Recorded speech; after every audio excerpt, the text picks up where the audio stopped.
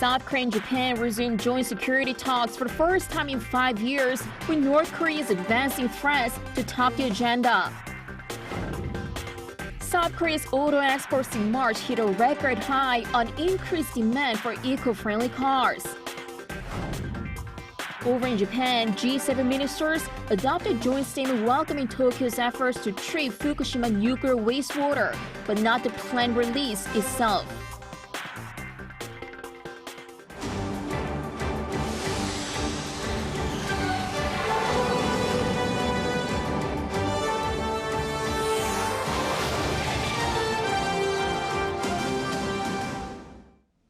Good afternoon. We come on air as South Korea and Japan are holding director-level talks on diplomacy and security for the first time in 5 years amid advancing threats from North Korea.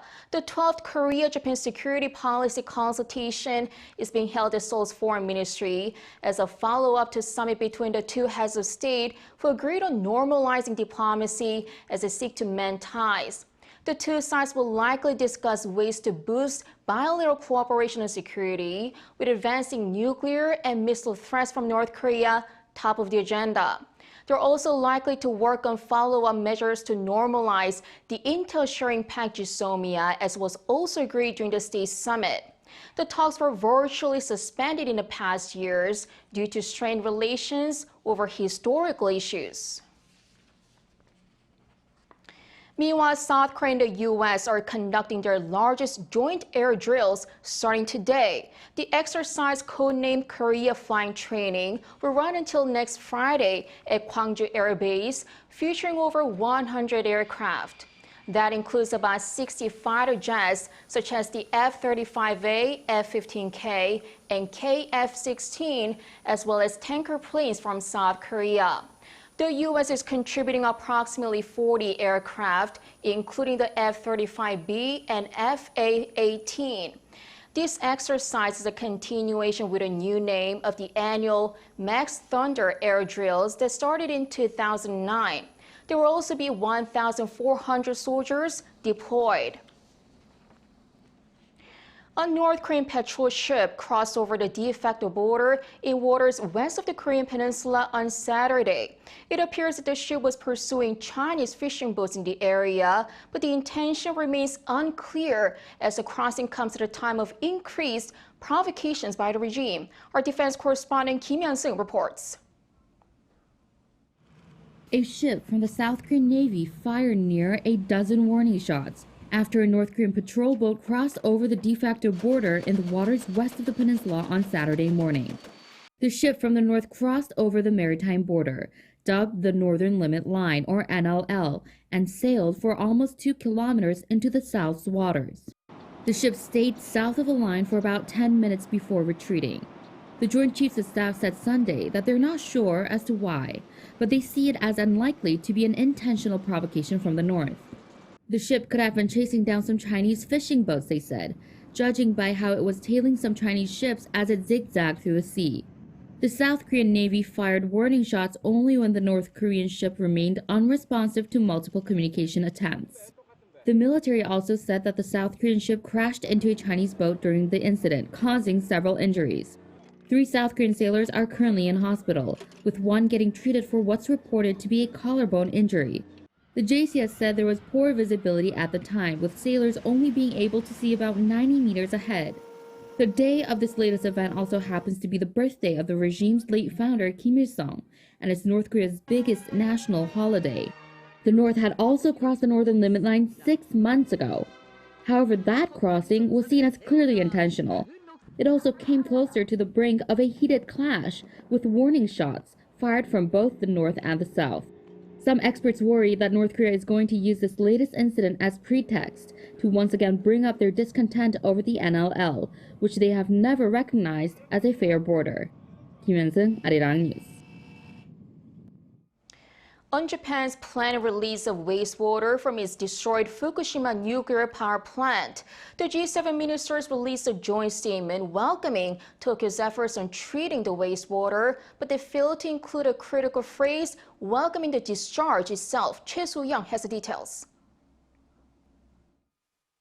The G7 meeting of climate, energy and environment ministers from 7 major countries was held in Sapporo City, Japan over the weekend and ended with the adoption of a joint statement. The statement welcomed the scientific dismantling of the Fukushima nuclear power plant, which is being conducted in cooperation with the International Atomic Energy Agency, and recognized Japan's transparent efforts. Regarding the discharge of contaminated water from Fukushima nuclear power plant into the sea, the statement also expressed support for the safety verification of the IAEA. However, according to Japan's Asahi Shimbun, the phrase welcomed the release of contaminated water that the Japanese government wanted was not included in the statement. This is due to opposition from Germany's environment minister. The South Korean government reconfirmed its position on the contaminated water in response to the G7 meeting statement. It stated that the process should be scientifically and objectively safe and comply with international standards, and that all aspects of the disposal, including information sharing, should be conducted transparently. Japan plans to release contaminated water from Fukushima nuclear power plant into the sea by this summer. Choi Soo-hyung, Arirang News. Now on to another deadly mass shooting in the U.S., this time at a birthday party. 4 people were killed and a dozen injured in the shooting in Alabama. Among the dead is the brother of the girl celebrating her Sweet 16. Lee Seung-jae has more. What was supposed to be a joyous Sweet 16 birthday party in Alabama on Saturday turned into a deadly event with 4 people shot dead and over 24 others injured. This incident occurred at approximately 10:34 p.m. near the 200 block on Broadneck Street here in Dadeville in Tallapoosa County. All right. There were 4 lives, not fatalities, lives.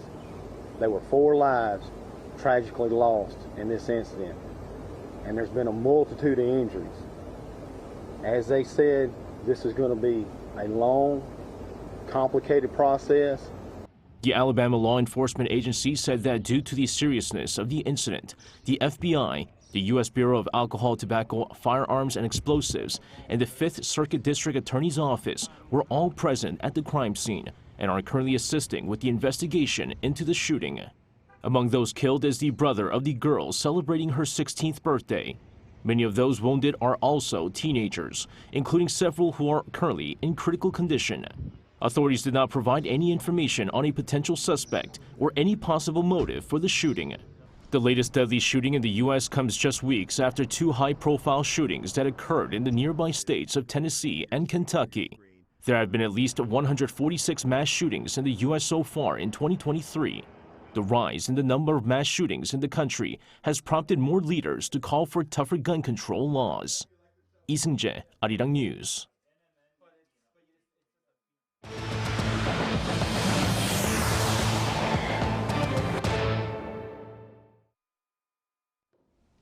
Now turning over to the domestic economy, South Korea's auto industry has set new records in March for both exports and production on the back of increased demand for eco-friendly cars. Our Moon Ae-ryun has details.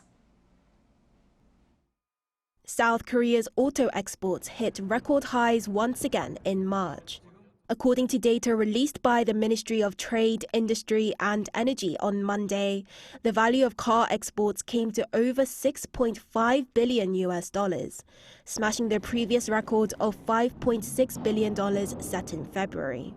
This is a 48% rise compared to the same month last year.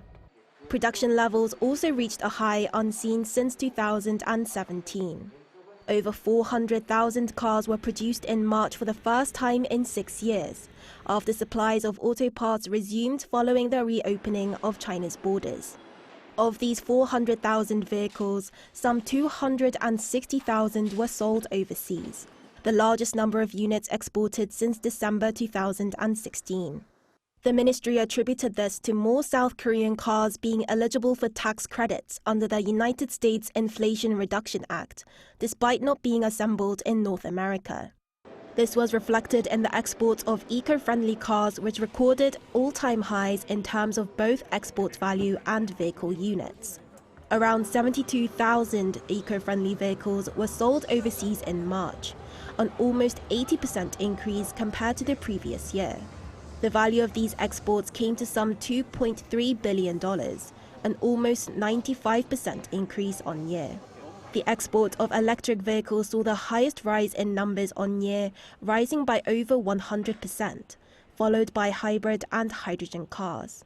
Domestic sales differed in that hydrogen-fueled vehicles saw the greatest rise in sales on year at 51.2%, followed by hybrid cars.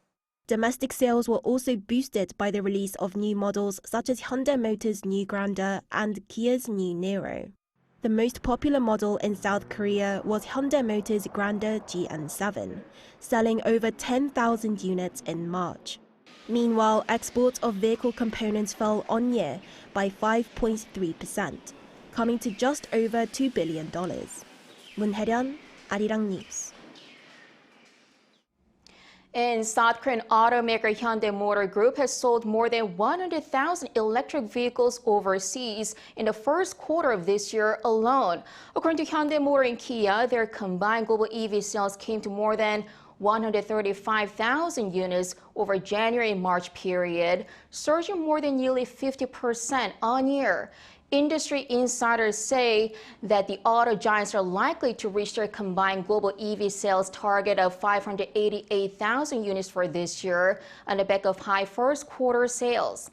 Auto sales typically drop to their lowest levels during the first quarter as government and local government EV subsidies are finalized in February.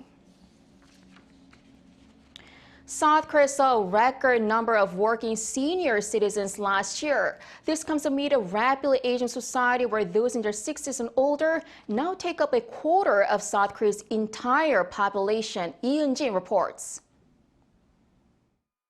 The last of the baby boomers are now getting closer to retirement age.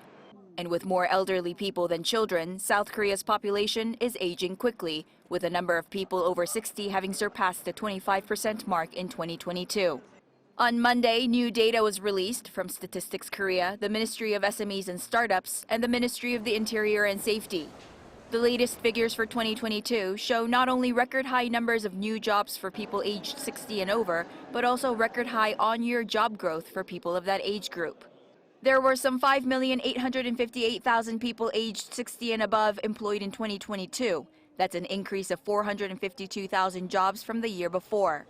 The number of jobs for this age group has been growing on year since 2004. It took 14 years for the number of workers aged 60 and above to increase from 1 million in 1987 to reach the 2 million mark in 2001. It took 11 years to reach 3 million in 2012. But to reach the 4 million mark in 2017, it only took another 5 years, and only 3 years to surpass the 5 million in 2020. And another record is being set by the elderly age group. With longer life expectancies, a growing number of people over 60 are starting new businesses. 6 years ago, in 2016, the number of new businesses started by those over 60 was 73,471. And in 2022, that number reached 129,384, a 76.1% increase. Despite the strengthening job market in South Korea, most of the added jobs went to people over 60, which reflects the challenging job conditions for younger generations. Lee Eun-jin, Arirang News.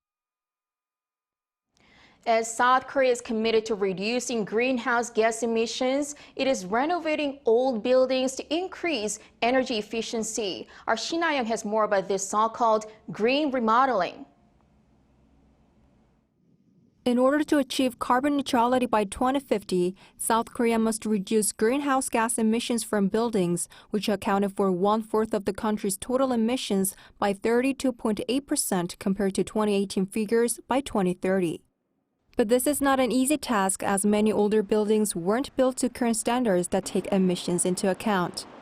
With these older buildings in mind, the Ministry of Land, Infrastructure and Transport launched a project to support those who plan to participate in green remodeling, which aims to improve the environment indoors while reducing greenhouse gas emissions from buildings.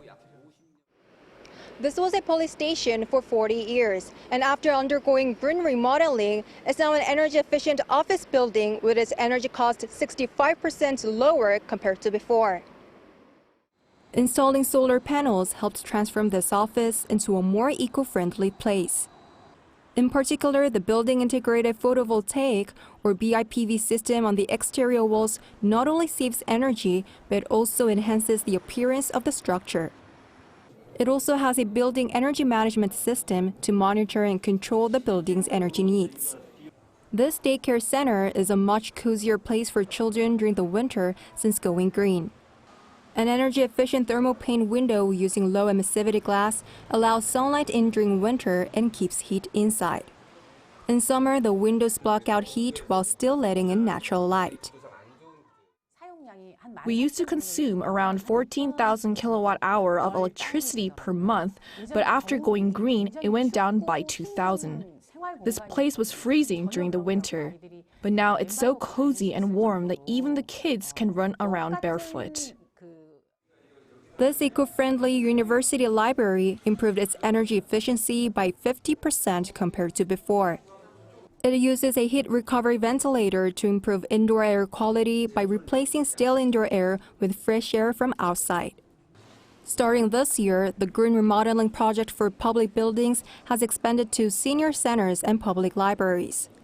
As for the private sector, the government decided to provide more financial aid to participants. About 12,000 private buildings undergo green remodeling annually.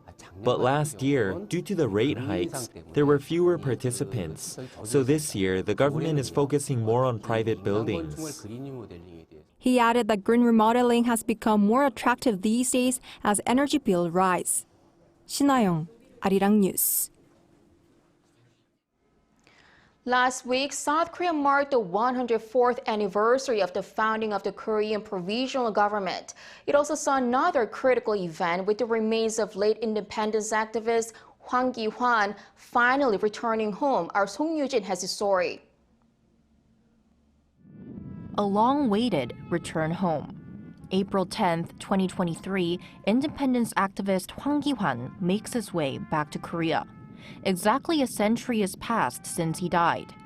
It was in 2008 when a Korean pastor found Hwang's grave at a cemetery in New York. The journey back home was not easy because Hwang didn't have any family members to request his reinterment. But the cemetery finally gave the green light this January after more than decade-long efforts by the Ministry of Patriots and Veterans Affairs and the Korean Consulate General in New York. Then, who was Whang Kee-whan? Hwang was a real trailblazer for Korea's independence movement in Europe. While there were other activists around, he really stood out for his diplomatic efforts in Paris and London to raise awareness. The struggles he made for his home country can be seen at the National Memorial of the Korean Provisional Government. Marking the 104th anniversary of the establishment of the Korean Provisional Government, this exhibition in capital Seoul is showcasing 146 items of independence activists, including a letter, book, and photo of Whang Kee-whan. Hwang moved to the United States in 1904 when he was 18 and fought in the American military during World War I. After the war, he moved to Paris and worked for the Korean Provisional Government's delegation in Paris. He wrote books on Korea's fight for independence and how Japan illegitimately took away Korea's sovereignty. One of them is Our Business in Europe. Hwang also looked after overseas Koreans. He saved 35 Korean laborers in Russia who were on the verge of being deported to Japan and helped them settle down in France. This is the letter Hwang sent to them. Visitors can also take a look into the lives of other independence activists who fought for Korea's independence in China, the U.S., Cuba, and Mexico. Life abroad was tough. Through this exhibition, we want to show that despite these harsh circumstances, these activists never gave up on their dreams of seeing their homeland free and independent. The exhibition is open every day except Mondays until July 9th. Song Yoo-jin, Arirang News.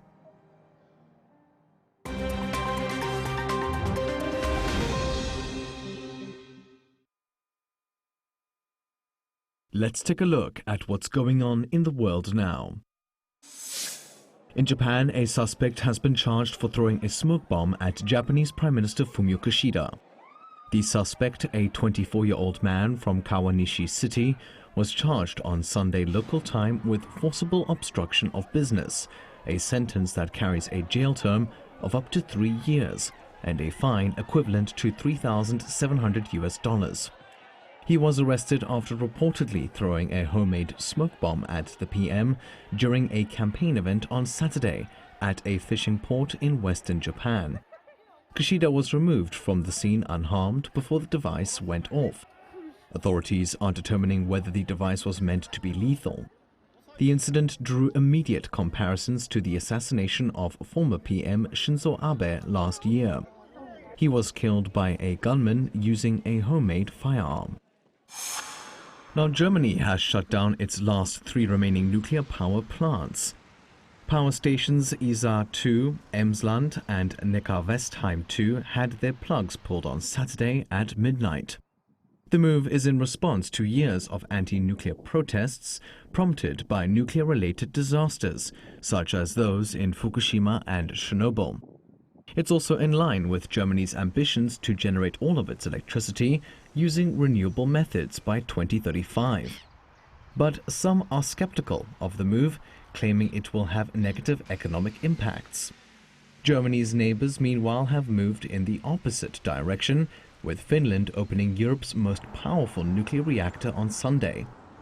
It comes amid energy supply concerns due to Russia's war in Ukraine.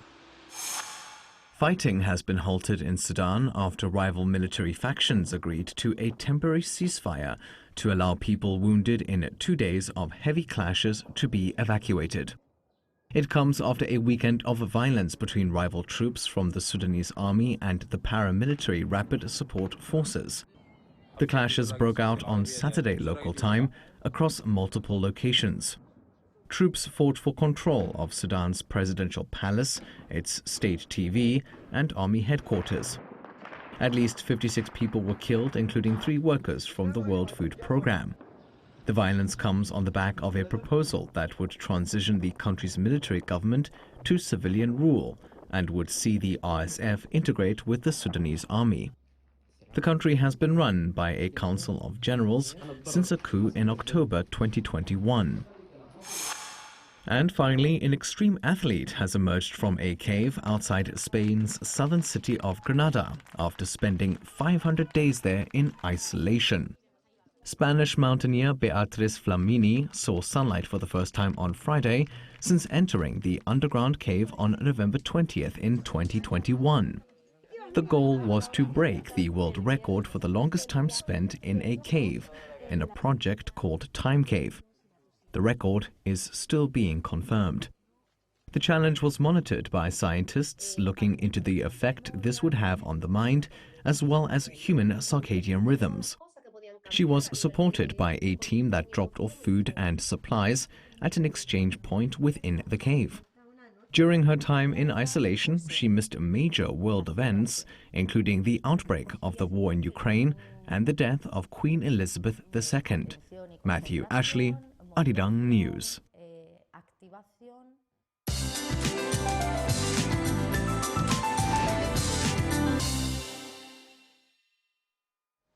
Good afternoon. After a chilly start this morning, a warm afternoon takes shape across Korea, which is common around this time of year. Do dress accordingly to avoid catching a cold and take good care of yourselves. Air quality has improved in central regions, but sunshine will be replaced by clouds as the day goes on, while southern provinces will be under sunny skies all day today. Overall, a long-awaited pleasant afternoon is here with breathable air and nicely warmed up temperatures, hovering around 20 degrees Celsius in most parts of the country. Then rain clouds will form tonight. Rain begins in northern parts of the country before gradually spreading nationwide overnight.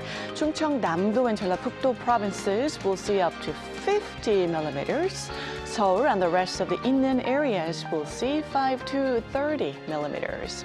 Rain continues into Wednesday in southern provinces, while the capital will see highs soaring to 27 degrees on the same day. That's Korea for you, and here's a look at the international weather conditions.